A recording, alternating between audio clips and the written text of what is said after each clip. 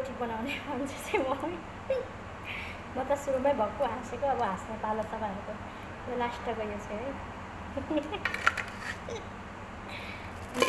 यो बिचतिरको यतिकोसम्म भएछ, एउटा दुइटा है। यस्तो हुन्छ सेलरोटी, यस्तो हुन्छ सेलरोटी। मैले चाहिँ सुरुमै भक्कु हाँसेको, तपाईँहरू हाँस्नु ल।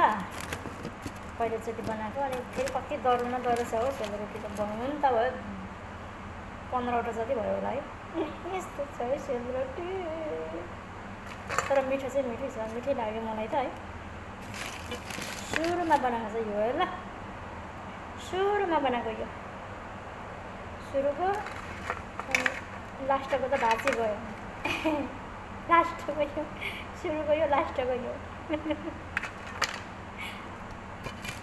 एक साल भयो हुनु त है, एक महिना पिठोको। अब के भन्नु, पहिलोचोटि बनाएको, अब पिठो त ठिकै भएको होला, राम्रै छ रोटी त होइन, काँडे काँडा भएको। तर मैले बनाउन जानेन, घुमाउन जानेन क्या, घुमाउन जानिनँ है। यस्तो रोटी यस्तो हुन्छ, अदुवा जस्तो, अदुवा जस्तो छ मेरो रोटी आज।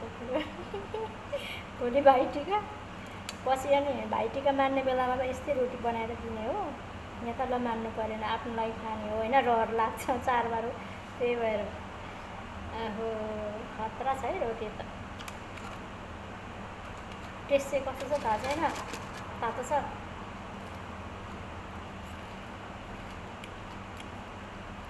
ठिकै छ, मिठै रहेछ टेस्ट त, तर कस्तो डह्रो न डह्रो। भाइ मेरो रोटी